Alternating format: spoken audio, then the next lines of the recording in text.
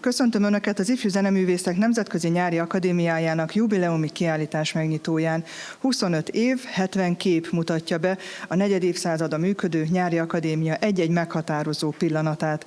Felkérem Bojki Zoltánt, a Kodály Zoltán Ifjúsági Világzenekar karmesterét, ossza meg velünk gondolatait a kiállítás kapcsán. Nagy szeretettel köszöntünk mindenkit, és nagyon szépen köszönöm a lehetőséget. Igazából, hogy visszaszámoltam, 11 esztendeje volt az első alkalom, amikor az a megtisztelő felkérés talált meg engem, hogy a Világzenekar munkája kapcsán Vásári Tamás karnagy úrnak segítsek, és aztán vissza-visszajáró lettem, illetve évközben is itt tanítok az intézményben. És nekem a nosztalgia érzése már igazából onnantól indul, hogy amikor eljöttem ide először, akkor felidéződtek azok az emlékek, hogy annak idején én is diákként mennyire szerettem ezeket a nyári táborokat, kurzusokat, de valahogy, ahogy visszaemlékszem, vagy valami zenekari élménye lehetett az embernek, vagy elment valami szólókurzusra, aztán ugye a zeneakadémiai évek alatt sor kerül arra, hogy az embernek lehetősége legyen egy formációba, zenekarba bekapcsolódni, és akkor turnéra elmenni, de az, hogy egy olyan szakmai program legyen, amelyik mindezt kompletten kínálja, elmehetnek főtárgyórára a növendékek, zenekarozhatnak, gondoljunk bele abba, hogy egy főtárgyóra alatt is akár szárnyakat kaphatnak, és a másnapi zenekari próbán már azokat az új elemeket ki tudják próbálni, akár az együttes munkában is. Ezek mind nagyon-nagyon fontos egymásra hatások, illetve nagyszerű kiegészítő kurzusok is vannak, és amikor a zenekarral túl vagyunk ezen a 12 napos próbaidőszakon, akkor jön az a bizonyos turné,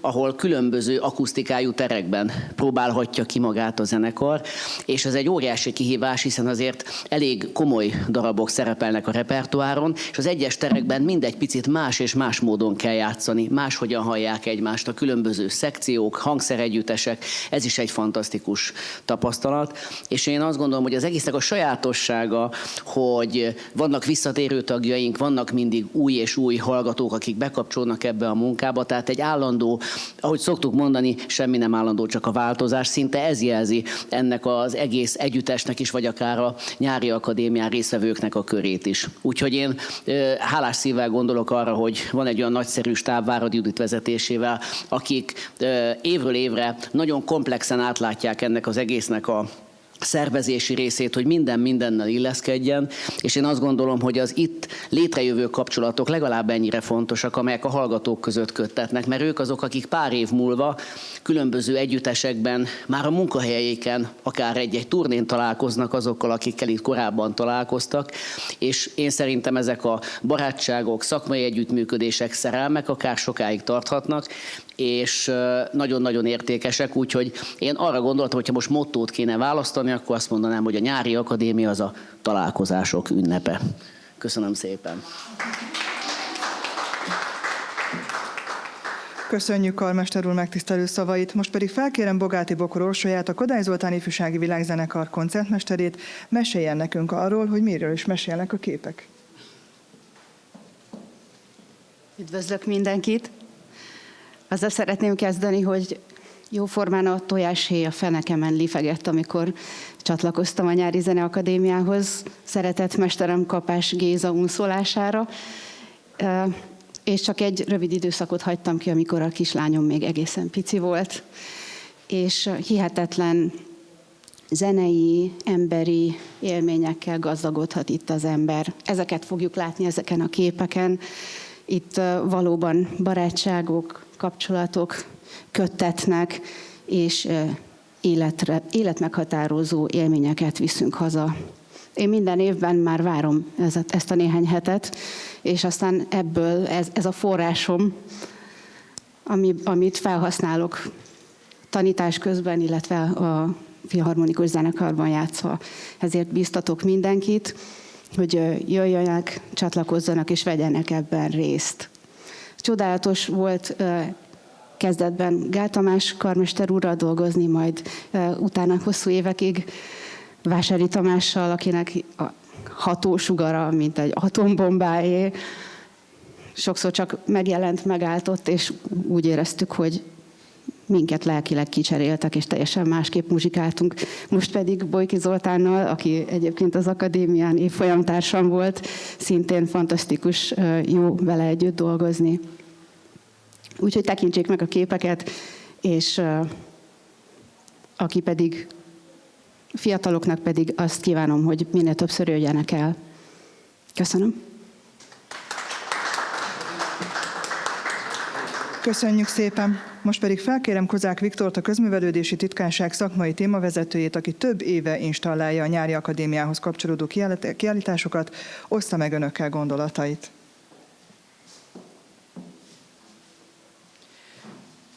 A 25. jubileumi évéhez ért az Ifjú Zeneművészek Nemzetközi Nyári Akadémiája, és az alkalomhoz kapcsolódóan pedig egy átfogó fotókiállítást tekinthetünk meg itt a Zeneművészeti Galériában. A fotókiállítás mára már hagyománnyá vált, hiszen hosszú évekre visszatekintve kerül megrendezésre. Egy fotókiállítás esetén pillanatokat láthatunk, hiszen a fotóművészet a pillanat művészete. Don McCullin fotóművész így fogalmaz: a fényképezés számomra nem nézés, hanem érzés. Ha nem érzed azt, amit nézel, akkor soha nem fogsz másokat rávenni, hogy érezzék, amikor a képeidet nézik.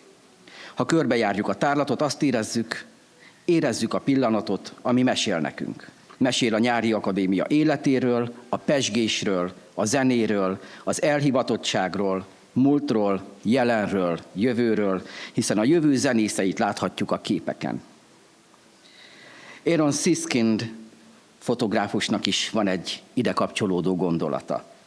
A fényképezés, az érzés, az érintés, a szeretet egy módja. Amit filmre vettél, örökre megörökíted. Emlékszik az apró dolgokra, még jóval azután is, hogy már mindent elfelejtettél. Mindez visszaköszön a kiállított képeken. A fotózás mögött mindig van egy történet, egy történés, melyről maga a fotó mesél nekünk. Általuk újra átélhetjük a Nyári Akadémia felejthetetlen pillanatait, és ezért hálás vagyok én is, hálás vagyok, hogy részese lehetek a képek által ennek a felejthetetlen zenei élménynek. Kívánom, hogy járják körbe a tárlatot, és önök is legyenek részesei a múltnak, a jelennek és a jövőnek. Köszönöm szépen! Köszönjük szépen, most pedig felkérem Váradi Juditot, a művészeti igazgatóját a Nyári Akadémiának, hogy ossza meg velünk gondolatait, élményeit az elmúlt 25 évből. Hát, ha én azt mind elmondom, akkor elég sokáig itt maradunk. Próbálom nagyon rövidre fogni. Megihletett Bogáti Bokor Orsolya, hogy a tojáshéjat emlegette. Megnéztem. 2004. július 3-án, 23-án volt Bogáti Bokor Orsolya koncertje a Lisztteremben egyébként, tehát neki is egyféle emléket biztosítunk majd, és reméljük, hogy nagyon sokan fogják örömmel forgatni azt a kiadványt, amit 5 órától szeretnénk önöknek bemutatni. Hogy mi is a Nyári Akadémia? Igazából, ha végigmegyünk a fotókon, azt hiszem, hogy már akkor kaphatnak egy olyan benyomást, ami ezt a hangulatot jellemzi, ami a Nyári Akadémiához kötődik.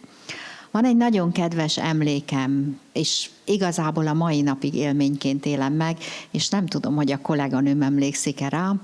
Én sokat zongorázom a 9-es teremben, és ugye pontosan látom a parkoló felől jövő embereket, és minden nap láttam bejönni Magyarós Éva kolléganőmet és Boda Balást.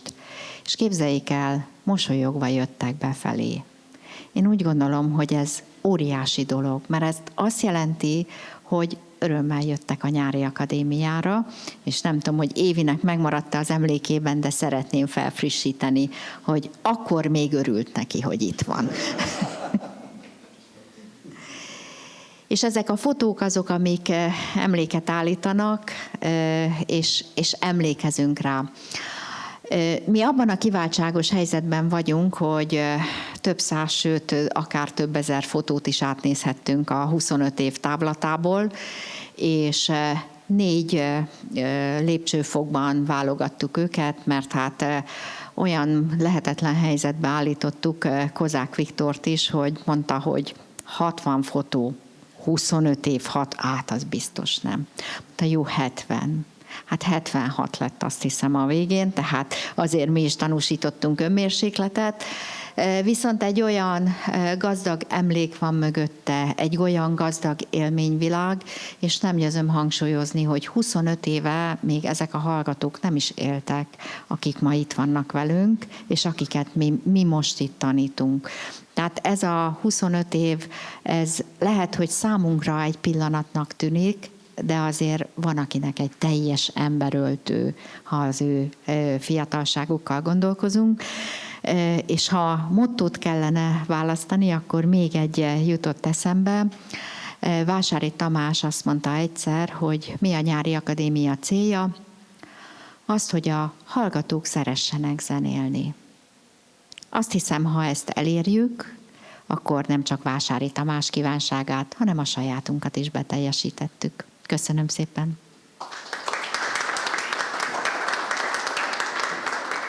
Köszönjük szépen! Most pedig invitáljuk Önöket a Nyári Akadémia frissen megjelent negyedszázad hangjai, koncertek, pillanatok, élmények az Ifjú Zeneművészek Nemzetközi Nyári Akadémiáján című kötet bemutatójára és az azt követő kerekasztal beszélgetésre, ahol a Nyári Akadémia alapító tagjai mesélnek Önöknek a kezdetekről és az elmúlt 25 évről. Köszönjük szépen a figyelmet!